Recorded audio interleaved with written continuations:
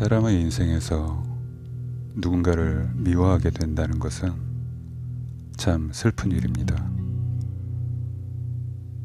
아주 잠깐 그래도 미워하지 말자라는 생각도 해보지만 미운 사람을 억지로 사랑하려고 애쓰면 마음이 병들죠.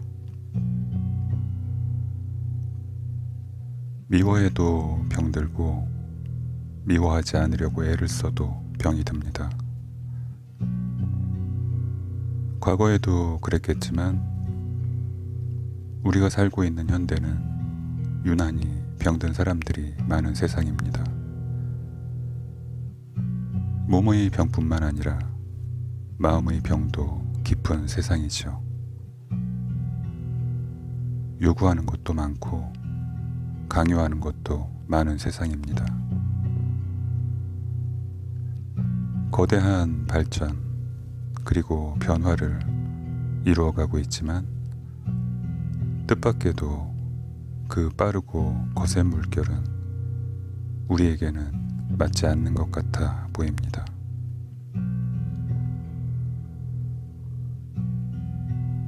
자연스러운 변화는 모든 것을 평화롭게 만들지만 억지로 무언가를 바꾸려는 힘은 모든 걸 망가뜨립니다. 어쩌면 우리 인간도 그러한 억지의 대상이 된 것뿐일지도 모릅니다. 적어도 이 시대에서만큼은 그래 보입니다. 결국 미운 사람을 억지로 미워하지 말거나 웃으며 상대하라는 현대의 처세술도 우리의 마음을 더 어둡게 만드는 병의 씨앗이 됩니다. 저는 크리스천입니다. 그래서 사랑을 삶의 모토로 삼고 사랑하려고 애쓰며 삽니다. 하지만 때로는 사람이 미워질 때가 있습니다. 자식도 미울 때가 있고 저의 어머니도 미울 때가 있습니다. 식구들, 형제들, 특히 가까운 사람들이 미울 때가 더 마음이 힘들죠. 하지만 당연하게도 가까이 있는 사람이 더 미워질 때가 많은 법입니다. 모르는 사람을 미워하게 되지는 않으니까요.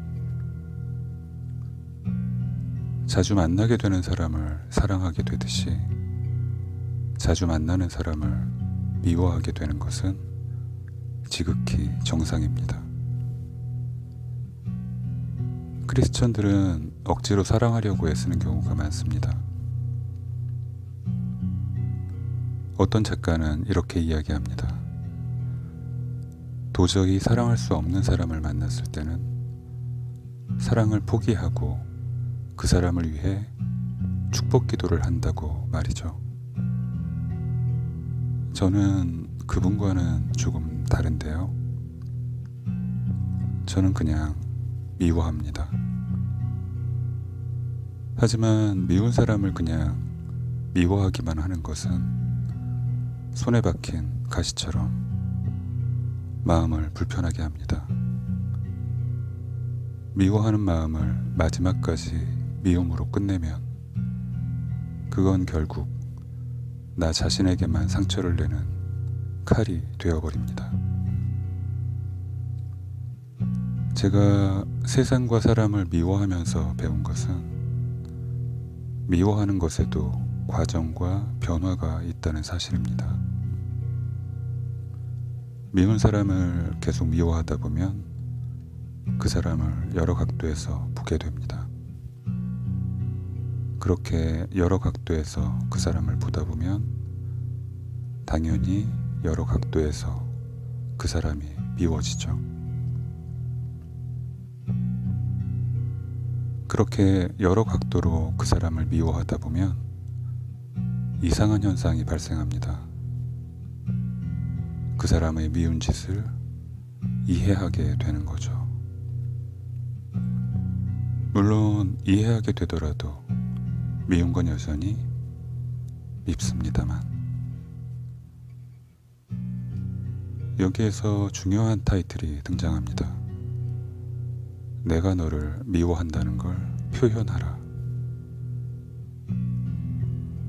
내가 미워하는 바로 그 사람에게 내가 당신을 미워한다는 걸 표현하는 거죠. 보통 이런 표현의 시작은 싸움이 되기 십상이지만 그런 충돌이 반복되다 보면 어느새인가 나도 모르게 상대방을 이해하게 되는 단계로 넘어가게 됩니다. 이것은 그를 미워하는 나의 마음에만 오는 변화가 아니라 나에게 미움받고 있는 그에게도 다가오는 변화입니다. 미워하면서, 미움받으면서 서로를 알게 되고 이해하게 되고 아주 조금씩 변하게 됩니다. 그렇다면 미움의 끝이 사랑인가? 라고 물으실 수도 있을 것 같습니다.